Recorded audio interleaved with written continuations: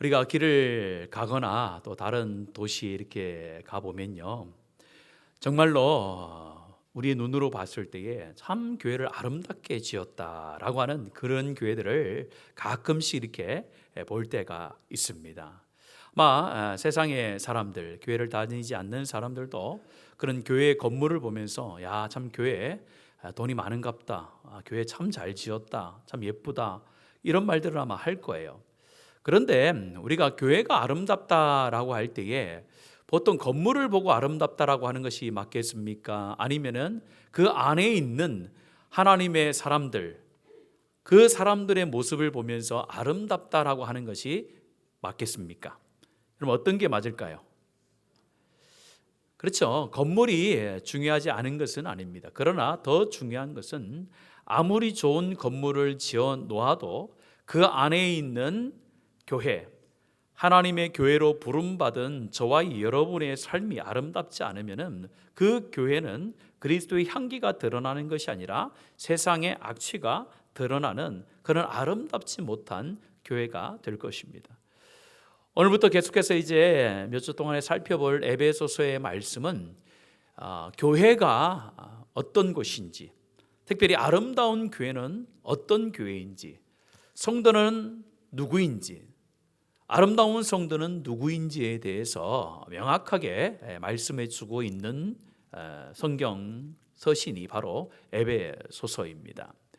우리가 잘 알듯이 에베소서는 에베소에 있는 교회를 향하여서 바울 사도가 로마 옥중에 있을 때에 하나님의 마음을 가지고 쓴 편지 형식의 말씀입니다. 에베소라고 할 때 지역적으로 보아도 에베소는 굉장히 큰 도시였습니다. 소아시아에 있는 큰 도시였는데 지금으로 말하면 튀르키예죠. 터키라고 하는 터키의 서쪽 해안 지역에 있는 곳이 에베소라는 지역입니다. 로마 시대에도 4대 도시 중에 하나였습니다. 굉장히 큰 도시라고 할 수 있고, 또 서쪽으로는 그리스 로마와 연결이 되어져 있고, 또 동쪽으로는 아시아와 연결되어져 있는 그런 요충지였습니다. 그래서 무역이 활발하게 이루어져 지는 그런 도시였고, 또 상업적으로도 굉장히 발달되어진 도시였습니다. 그곳에 바울 사도가 이제 2차 여행 끝 마무리에 잠깐 들렸다가 3차 전도행을 첫 시작을 이곳에서 하게 됩니다. 3차 전도 여행을 시작하면서 그곳에서 3년 동안 사역을 하고 교회를 세우게 됩니다. 특별히 에베소 교회에서는요, 두란노 서원이라는 곳에서 2년 동안에 하나님의 말씀과 예수 그리스도의 복음에 대해서 강론을 했다라고 기록을 하고 있습니다. 바울 사도가 1차, 2차, 3차 전도 여행을 한 총 시기가 한 10년 정도 되는데, 그 10년 정도 되어지는 그 기간 동안에 3년의 시간을 한 교회에서 보냈다라는 것은 그만큼 에베소 교회에 큰 마음을 두고 섬겼다라고 하는 것, 또 에베소 교회가 중요하다라는 것을 강조하는 것이라고 볼 수가 있습니다. 우리가 건축을 할 때에 무엇에 따라서 건축을 합니까? 상상에 의해서 건축을 하는 것이 아니라 정확한 설계도를 가지고 건물을 건축하게 돼 있죠. 그 설계도에 맞게 건축을 해야 원래 우리가 꿈꾸었던, 원래 우리가 의도했던 그런 좋은 건물이 완공이 되어지게 되는 것처럼 이 에베소서라는 이 하나님의 말씀은 교회의 영적인 설계도와 같습니다. 그래서 교회가 무엇이냐, 성도가 어떤 삶을 살아가야 되느냐에 대해서 알고 싶으면 에베소서를 계속해서 묵상하고 읽어보면 돼요. 그러면은 하나님께서 꿈꾸시고 하나님께서 기대하시는 교회와 성도가 어떠한 모습인지 명확해지는 그런 은혜를 누리게 되는 것입니다.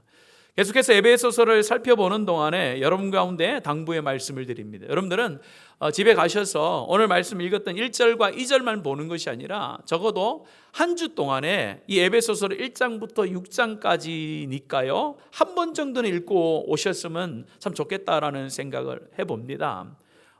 많은 분량이 아니잖아요. 1장부터 6장이에요. 적어도 우리가 하나님의 교회를 섬겨나가면서 에베소서 가운데 하나님이 원하시는, 기뻐하시는 교회가 있고 성도가 있다라는데, 그러면 그 성도와 교회가 어떠한지에 대해서는 우리가 궁금증을 가지고 기대를 가지고 찾아봐야 되지 않습니까? 그런 의미에서 여러분들은 에베소서 1장부터 6장까지 매주마다 한 번씩 읽어서 오시면은 하나님의 말씀을 들을 때에 더 큰 하나님의 은혜와 역사가 일어나게 될 줄로 믿습니다. 에베소 지역은 상업적으로 발달했을 뿐만 아니라 문화적으로 굉장히 발달하게 됩니다. 그러나 보통 세상에서 문화가 발달하게 되어지면 좋은 문화만 발달하는 것이 아니라 어떤 문화가 또 발달하게 됩니까? 타락의 문화가 발달하게 되는 거예요. 그래서 이 에베소 지역이 4대 도시 중에 들어갔는데 그 4대 도시 안에 7대 불가사이라고 하는 그런 신전이 하나 있었는데 그것이 아데미 신전이라는 것입니다. 아데미 신전이 에베소에 있었는데 그 아데미 신상을 만들어서 파는 사람들이 굉장히 호황을 누리고 있었던 그 지역이었어요. 그러니까 우상이 굉장히 심하게 숭배를 받고 있는, 많은 사람들이 숭배하는 그런 지역이 에베소 교회였단 말이에요. 그래서 에베소 지역이었기 때문에 바울 사도는 에베소 교회에 갔을 때에 어떻게든 그런 문화 속에서 구별된 삶으로 하나님의 교회의 온전한 모습이 되고자 굉장히 애를 많이 쓰면서 사역을 했습니다. 에베소 지역 가운데 교회를 세우고 1차로 바울 사도가 목회를 합니다. 그 다음에 그 교회를 누구에게 넘겨줍니까? 자신이 아들과 같이 여기는 디모데에게 넘겨주잖아요. 그래서 디모데 전서, 디모데 후서를 쓰면서 너희가 이 디모데를 받아들일 때에 나이의 연수함 때문에 무시하지 말고 그의 말에 순종하라 하면서 이 에베소 교회 가운데 그 당시에 있었던 여러 가지 일들에 대해서 바울 사도가 이 디모데를 통하여 고쳐나갈 것, 또 앞으로 기대하는 모습에 대해서 기록해 놓은 것이 디모데 전후서입니다. 또 디모데가 목회를 다 한 뒤에 마지막엔 누가 그곳에 가서 목회를 합니까? 우리가 잘 아는 사도 요한이 했다라고 보통 성경학자들이 이야기를 합니다. 사도 요한이 나이가 많아서 그곳에 가서 목회를 하다가 마지막에 그 옆에 있는 섬에 가서 인생을 마치게 되죠. 그렇잖아요. 에베소 교회는 하나님께서 유독 귀하게 여기시는 교회였고 하나님께서 크게 사용한 교회였고 교회의 온전한 모습을 보이는 그런 교회였다라고 할 수가 있습니다. 오늘 저와 여러분은 1절과 2절은 바울 사도가 에베소 교회에게 편지를 쓰면서 인사로 한 말입니다. 오늘 1절과 2절을 살펴보면서 오늘 제목을 붙였던 것처럼 아름다운 교회를 갖고 가는 사람들, 아름다운 교회를 갖고 가는 사람들의 마음속에 어떤 믿음과 어떤 삶의 모습이 있어야 되는지 구체적으로 1절을 통해서 한번 세 가지로 살펴보고자 하는데요. 첫 번째는 오늘 말씀 첫 번째 시작하면서 이렇게 이야기를 합니다. 같이 한번 우리 1절을 다시 한번 읽겠습니다. 시작. 하나님의 뜻으로 말미암아 그리스도 예수의 사도된 바울은 에베소에 있는 성도들과 그리스도 예수 안에 있는 신실한 자들에게 편지하노니 라고 말하면서 제일 앞부분에 보면은 하나님의 뜻으로 말미암았다 이렇게 이야기합니다. 왜 바울 사도가 첫 인사를 시작하면서 하나님의 뜻으로 말미암았다, 다시 말해서 바울이 사도가 되어지고 지금 너희들 가운데 이렇게 편지를 쓰고 에베소 교회를 섬길 수 있었던 것은 내가 자신에서 한 것이 아니라 하나님께서 나를 부르셔서 내가 그 사명을 했다라는 것을 강조하는 겁니다. 왜냐하면 그 당시에 이 바울 사도에 대한 사도성에 대해서 의심하는 사람들이 많았거든요. 11 제자들은 누구와 함께 했습니까? 예수가 살아계실 때에 함께 했던 사람들이잖아요. 예수님과 3년의 세월을 함께 하면서 이제 제자로 부름받고 사도로 부름받아서 그의 사역을 감당하는데 사도 바울은 예수님이 살아계셨을 때에 예수님의 가르침을 받지 못했단 말이에요. 그러니까 사람들이 이야기하는 거예요. 너는 온전한 사도성이 없는 사람이야 라고 그렇게 의심을 품었는데 오늘 말합니다. 그렇지 않다는 거. 내가 확신하건대 나의 부르심은 하나님의 뜻대로 하나님으로 말미암아 부르심을 받아 내가 지금 너희들 가운데 편지도 쓰고 있고 너희를 위해서 사역했다라는 것을 강조하고 있는 부분입니다. 이처럼 사도행전 9장 15절에도 동일한 내용을 기록하고 있는데요. 같이 한번 읽겠습니다. 시작. 주께서 가라사대 가라, 이 사람은 내 이름을 이방인과 임금들과 이스라엘 자손들 앞에 전하기 위하여 택한 나의 그릇이라. 명확해지는 거죠. 하나님께서 택한 나의 그릇이다라고 인정을 해 주셨다라는 것입니다. 오늘 이 짧은 앞부분의 이 말씀을 통해서 우리가 하나님의 교회를 아름답게 갖고 가는 자로 세워지기 위해서는 하나님께서 나를 지금 있는 곳으로 부르셨다라는 그 소명의 의식이 있어야 되는 줄로 믿습니다. 저와 여러분은 이 교회 안에서 지금 예배를 드리고 있는데 여러 다른 모습으로 부름을 받았어요. 어떤 사람은 자기가 자신에서 우리 교회를 찾아오신 분도 있을 것이고, 다른 사람의 권유를 통해서 오신 분도 있을 것이고, 뭐 방송을 듣고 오신 분도 있을 것이고, 아니면 가기 싫어 죽겠는데 누가 한 번만 가보자 해서 억지로 오신 분도 있을 것이에요. 근데 중요한 것은 뭐냐? 그 모든 발걸음을 누구의 뜻대로, 누구의 부르심으로 이루어졌다는 것입니까? 바로 하나님의 뜻대로, 하나님의 부르심으로 우리가 이곳에서 예배를 드리고 있는 줄로 믿습니다.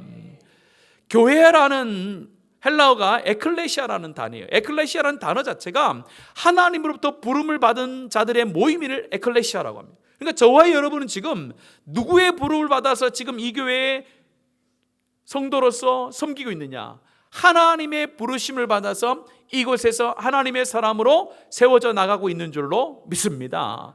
이 믿음이 우리 가운데 있어야 된다는 것이에요. 그런 마음이 있어야 내가 속하여져 있는 교회가, 내가 속하여져 있는 직장이 감사의 제목이 될 수 있습니다. 그렇지 않고 내가 우연히 이곳에 앉아 있다, 내가 우연히 실수로 이 직장을 다니고 있다, 그렇게 생각하면요, 여러분 그 마음속에 어떤 마음이 있겠습니까? 감사와 찬송이 아니라 시기하고 또 불평하고 낙심하는 것들로 가득 차겠죠. 여러분들 만약에 집이 있습니다. 집을 가꾸거나 또 여러분의 정원이 있다고 생각해 보십시오. 여러분의 집과 여러분의 정원을 아름답게 갖고 가는 사람이 누구입니까? 한번 집에 들린 손님입니까? 아니면은 그곳에서 살아가는 주인입니까? 그렇죠. 당연히 주인, 이 집의 주인, 이 정원의 주인인 그 사람이 가정과 또 집과 정원을 아름답게 갖고 가는 거예요. 손님들은요, 와서 이야기는 할 수 있습니다. 아, 정원 좋네, 집이 깨끗하네, 집이 더럽네, 정원이 좀 더럽네, 이렇게 이야기는 할 수 있습니다. 그러나 그 사람이 주인이 되어져서 그렇게 해주지는 않습니다, 여러분들. 그것처럼 우리가 하나님의 교회에, 이 웅청교회라는 이 교회 안에 하나님의 한 지체로서 소속이 되어져 있다라는 그 자체가 하나님께서 하나님의 의도하심과 하나님의 선택하심을 통해서 우리를 이 자리로 불러주셨다는 그 믿음이 있는 사람이 바로 교회의 주인의식을 가지고 교회를 아름답게 섬겨가는 자인 줄로 믿습니다. 그 믿음이 우리 가운데 있어야 되는 거예요. 여러분들, 세상의 노래 가운데도요, 이 진리를 이야기하는 노래가 있더라고요. 여러분들 다 아시는 거예요. 노사연의 만남이라는 노래 있잖아요. 얼핏 보면요, 그게 찬송가 같아요. 우리 만남은 우연이 아니야. 놀랍지 않습니까? 세상의 사람들도요, 옷깃만 스쳐도 인연이다라고 얘기해요. 사람이 만나고 사람이 뭔가 이렇게 공동체를 형성한다라고 할 때에 세상의 사람들도 그것이 우연이 아니고 그것이 운명이라고 여기는 경우가 많단 말이에요. 하물며 하나님의 공동체, 영적인 공동체로 하나님께서 묶어주셨는데 이 묶임을 받은 저와 여러분, 또 성도와 성도의 관계가 우연히 되어졌다. 그런 것이 과연 하나님의 법칙에 맞는 것일까요? 그렇지 않다라는 거죠. 하나님께서는 특별히 하나님의 교회 가운데 사람을 붙여주시고 또 하나님께서 그 사람들과 함께 사역을 하시는 그런 부르심을 주실 때는 반드시 하나님의 뜻대로, 실수가 없으신 하나님의 뜻대로 부르시는 줄로 믿습니다. 그런 마음을 가지고 섬기는 자들이 하나님의 교회를 아름답게 섬겨가는 사람들이라는 거예요. 저와 여러분이 우연히 이 자리에 있는 것이 아니라 하나님의 뜻대로, 하나님의 계획하심대로, 하나님의 의도하심대로 이 자리에서 함께 하나님 앞에 영광을 돌리는 하나님의 교회가 된 줄로 믿습니다. 그런 마음을 먼저 우리 마음속에 새겨야 된다는 거예요. 두 번째는요, 그 뒤에 말씀이에요. 그 뒤에 말씀에 보면은 그리스도 예수의 사도된 바울은 이렇게 이야기해요. 바울 사도가 편지를 쓸 때마다 자기에 대해서, 자기의 정체성을 이야기할 때마다 이 표현을 늘 쓰세요. 그리스도 예수의 사도된 나 바울은. 얼마나 여러분들 감격이 되고 얼마나 감동이 됩니까? 여러분들 이름을 넣어서 한번 고백해 보셨으면 좋겠어요. 여러분들이 지금 이 자리에 앉아서 하나님의 교회를 섬기는 것이 우연이 아니라 하나님의 부르심인데, 특별히 어떤 부르심이냐, 그리스도 예수의 사도된 자로 부르셨다라는 거, 얼마나 은혜스러운 거예요. 하나님께서 사도라는 표현을 쓰시면서 우리 가운데 가르쳐주고 싶은 것은, 너희들은 나로부터 부름 받았을 뿐만 아니라 나로부터 보냄을 받은 자라는 거예요. 오늘 여기에서 말하는 그리스도 예수의 사도된 바울은, 이 표현은요, 누가 바울을 사도로 보냈다는 겁니까? 바로 예수 그리스도가 바울을 사도로 보냈다는 거예요. 사도라는 뜻이 보냄을 받은 자거든요. 예수 그리스도로부터 보냄을 받은 자가 됐다라고 자기가 고백하는 거예요. 이 고백이 우리 가운데도 있어야 될 줄로 믿습니다. 우리도 하나님의 백성으로 부름을 받았다, 거기에서 끝나는 것이 아니라 그리스도 예수께서 우리를 보냈다라는 거예요. 보낸 자는요, 보냄을 받은 자는 보낸 자의 기쁨이 되고자 살아가는 것이 마땅한 줄로 믿습니다. 자, 그런 의미에서 우리는 이제 교회를 섬기면서 누구로부터 보냄을 받았습니까? 예수 그리스도로부터 보냄을 받았어요. 그러면 누구의 기쁨이 되고자 내 삶을 드려야 됩니까? 바로 예수 그리스도인 줄로 믿습니다. 그것이 사명이라는 거예요. 오늘 바울 사도는 이 명확한 사명의 의식을 가지고 하나님의 교회들을 섬겼어요. 하나님께서 나를 부르셨을 뿐만 아니라 이 교회로 나를 보내셨다. 보내셔서 그리스도를 위하여, 그리스도를 드러내기 위하여 나를 사용하신다라는 그런 믿음의 확신을 가지고 교회들을 잘 섬겼어요. 그래서 아름다운 향기가 드러나는 그의 삶이 되었던 것입니다. 저와 여러분도 하나님 안에서 이런 아름다운 향기를 드러내는 사명자들이 되어지기를 축복합니다. 저와 여러분은 누구를 위하여 보냄을 받았다고요? 예수 그리스도를 위하여. 예를 들면 이런 것입니다. 여러분들은 왜 직장에서 열심히 일하십니까? 돈을 많이 벌기 위해서요? 여러분들은 왜 물질의 축복을 많이 받아야 됩니까? 여유롭게 살기 위해서요? 왜 우리 자녀들은 좋은 대학에 가야 됩니까? 나를 과시하기 위해서요? 왜 우리 교회는 부흥해야 됩니까? 다른 교회에게 자랑하려고요? 그게 아니죠. 우리가 직장을 다니면서 그 직장 가운데 최선을 다하여서 승진도 해야 됩니다. 그 직장을 통하여 많은 물질도 우리가 얻어야 합니다. 우리가 하나님 안에서 좋은 대학도 가야 됩니다. 우리 위치가 높아져야 됩니다. 우리가 부유해져야 됩니다. 우리 교회가 부흥해야 됩니다. 그러나 목적은 단 하나예요. 누구를 드러내기 위해서요? 예수 그리스도라는 거예요. 예수 그리스도를 드러내기 위하여서 하나님께서 우리를 보내셨기 때문에 우리의 목적은 딱 그거 하나입니다. 그걸 위하여서 그런 마음을 가지고 교회를 섬기고 여러분의 직장 가운데 최선을 다해야 되는 거예요. 그 사람 가운데 하나님은 역사하시는 줄로 믿습니다. 이제부터 여러분들 세상에 나가셔서 나를 드러내지 않고 내가 어떻게 하면은 내가 가지고 있는 것을 가지고 내 이 모습을 가지고 그리스도를 드러낼까? 나는 그리스도로부터 보냄받은 사도이다, 사명자다라는 그런 마음을 가지고 한 주를 살아내는 복된 한 주의 삶이 되어지기를 축복합니다. 그런 마음을 가지고 교회를 섬겨야 교회가 그리스도만이 드러나는 아름다운 향기가 나타나는 거예요. 반대로 한번 생각해 보세요. 분명히 하나님께서 우리를 그리스도의 사도로 부르시고 보내셨는데 그곳에서 그리스도를 드러내지 않고 나를 자꾸 드러내면요, 어떤 향기가, 어떤 냄새가 날까요? 그리스도의 아름다운 향기가 날까요? 아니면 인간의 추악한 냄새가 날까요? 인간의 냄새가 나는 거죠. 우리에게 모든 성도들의 일상의 삶과 우리 교회는 인간의 냄새가 나는 그런 성도의 삶, 일상의 삶이 아니라 그리스도의 향기만을 드러내는 그런 일상의 삶과 교회의 삶이 되어지는 축복이 있기를 간절히 축복합니다. 세 번째는요, 뒤에 한번 보세요. 뒤에 말씀해 보면은 에베소에 있는 성도들과 그리스도 예수 안에 있는 신실한 자들에게 라고 이렇게 말합니다. 에베소 교회를 향하여서 편지를 쓰면서 에베소 교인들을 향하여 이렇게 하는 거예요. 너희들은 성도다라는 거예요. 성도의 뜻이 무엇입니까? 하나님의 소유로서 거룩하게 구별됐다라는 것이 성도라는 뜻이거든요. 오늘 성경이 말합니다. 저와 여러분은 성도라고 이야기하는 거예요. 성도는 가장 귀한 하나님께서 우리를 부르시는 그런 명칭인 줄로 믿습니다. 성도가 진짜로 중요한 그 말이에요. 예수님도 성도라고 불림을 받았습니다. 누가복음 4장 34절의 말씀에 보면요, 그 끝에 보면 이렇게 말씀해요. 귀신 들린 자가 예수님을 부를 때 어떻게 부르냐면요, 하나님의 거룩한 자니이다, 이렇게 하는 거예요. 예수님도 하나님의 거룩한 자라고 지금 귀신이 그렇게 정의를 내리고 있는 거예요. 그런데 예수님께서 거룩한 자라고 칭함을 받는 것과 우리가 거룩한 자라고 칭함을 받는 건 조금 다른 의미가 있습니다.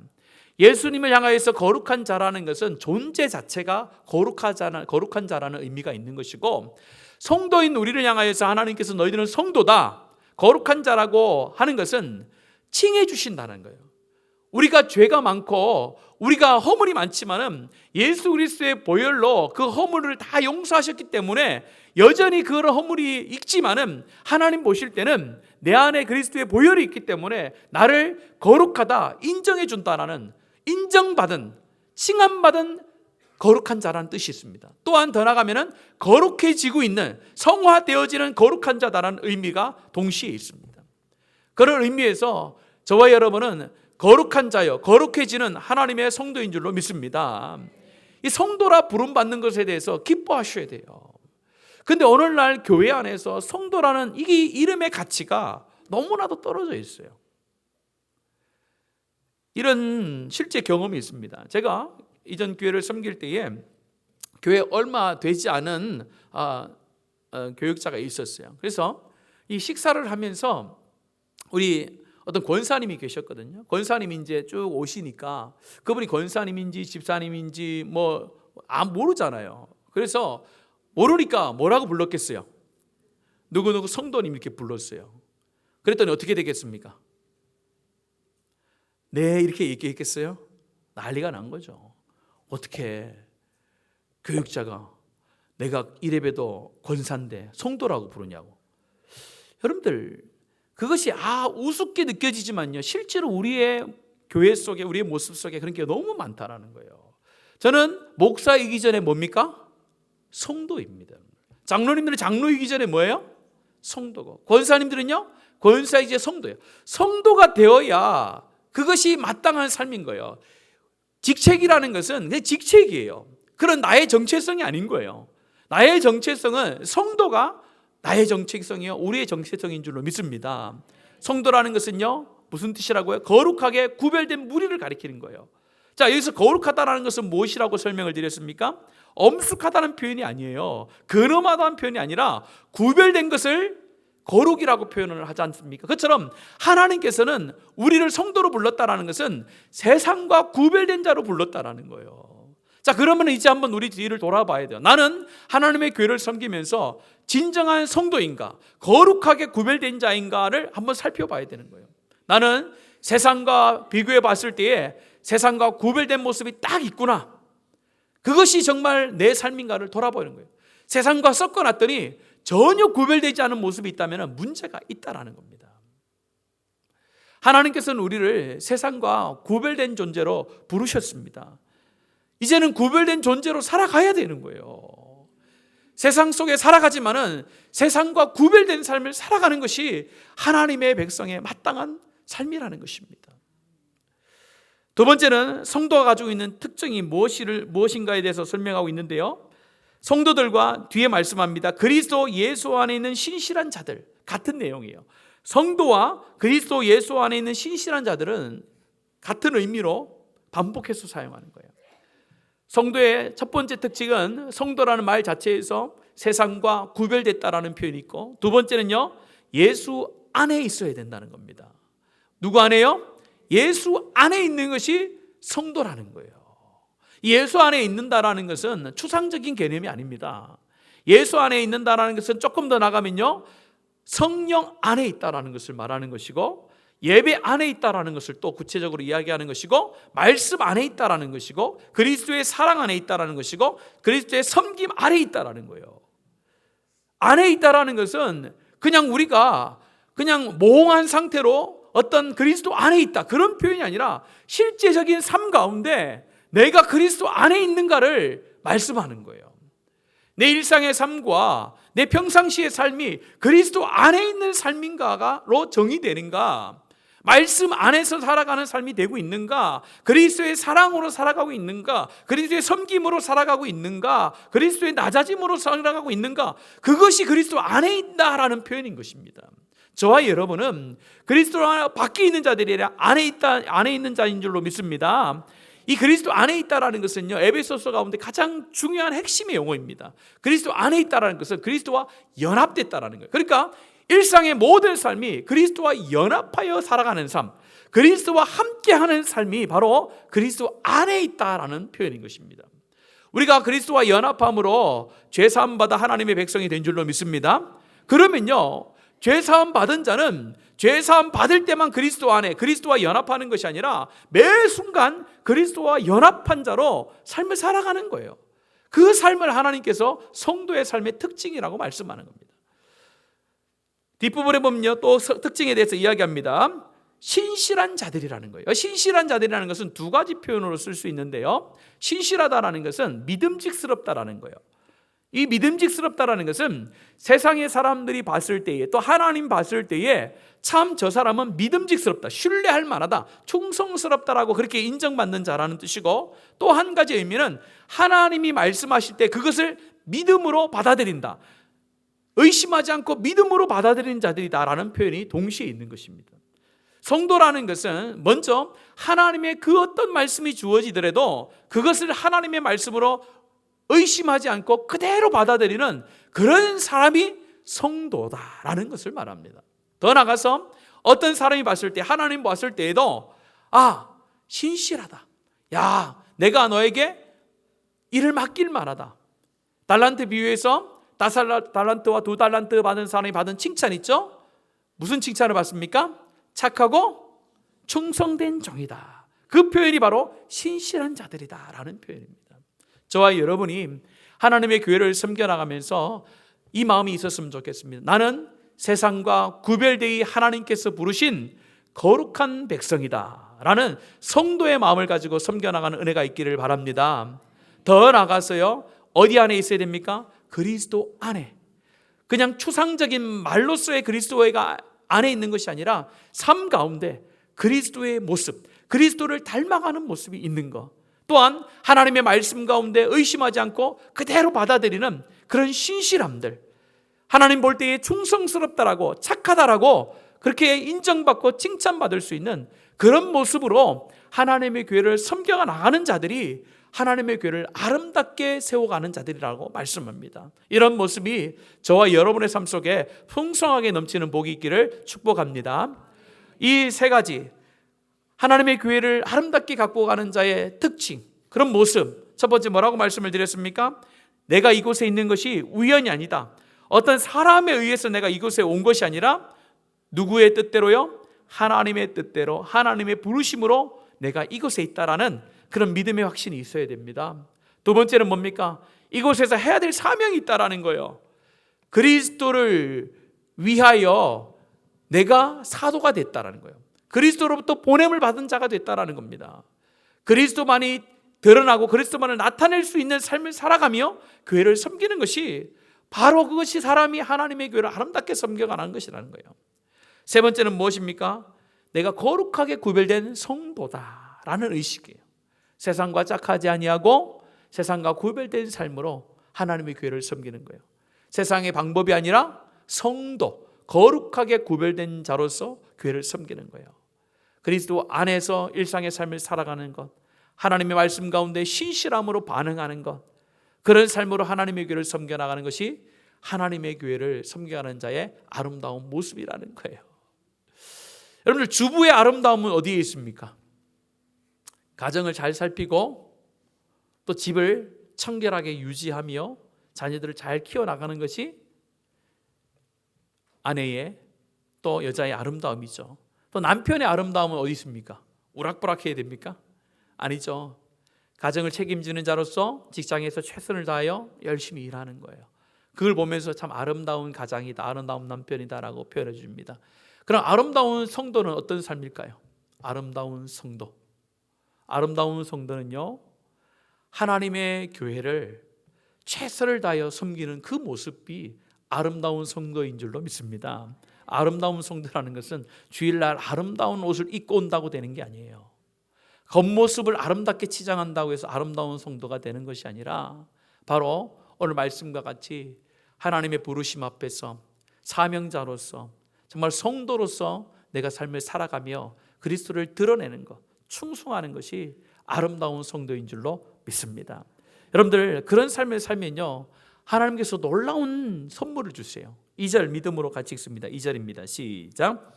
하나님 우리 아버지와 주 예수 그리스도로부터 은혜와 평강이 너에게 있을지어다. 아멘.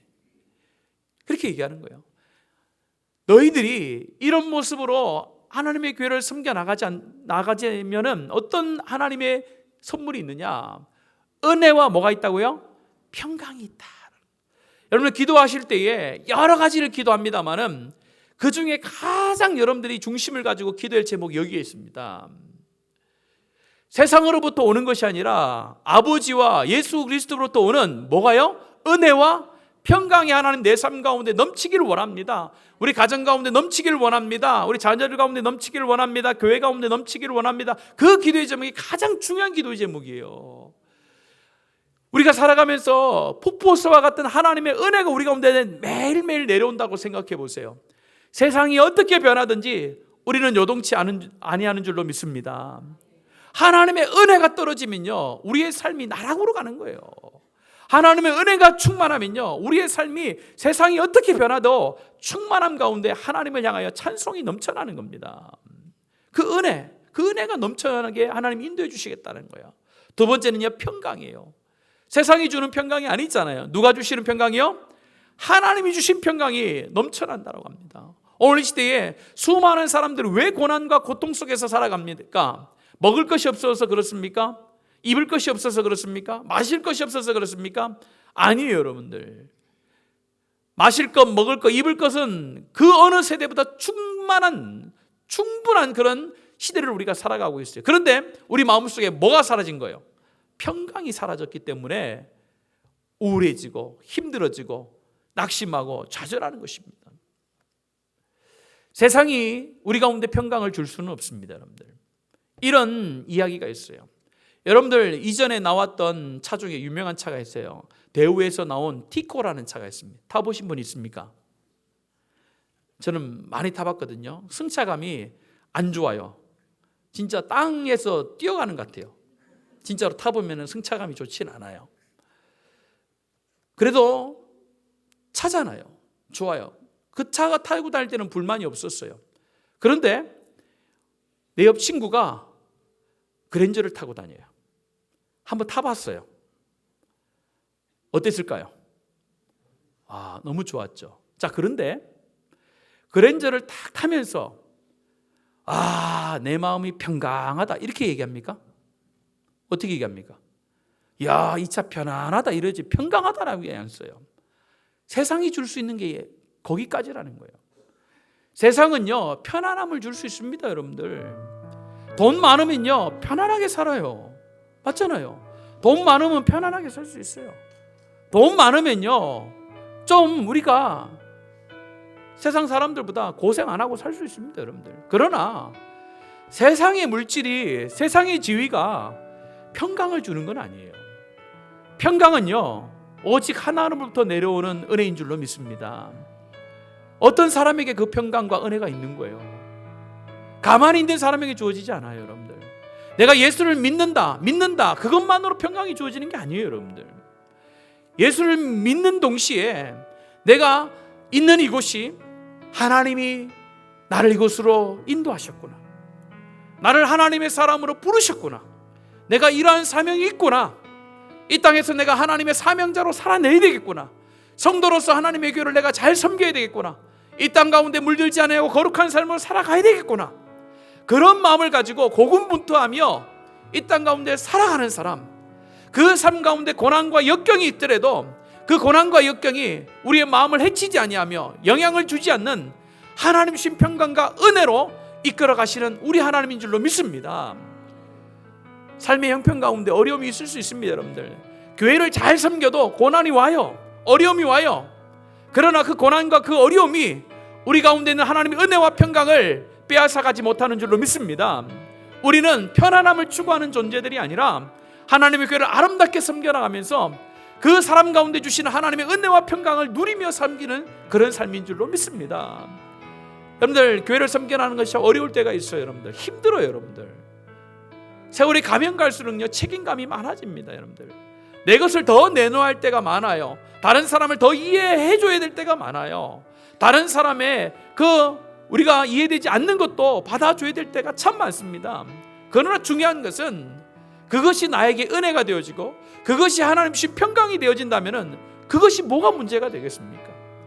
우리 교회 모든 성도들은 참 힘들고 어렵지만은 하나님께서 불러주신 우리 교회를 위하여 바울 사도가 고백했던 것처럼 내 목숨이 다하는 그날까지 내가 하나님의 교회를 섬기겠다라고 고백했던 그 마음을 가지고 주의 교회를 섬겨가는 복된 성도들 되어지기를 축복합니다.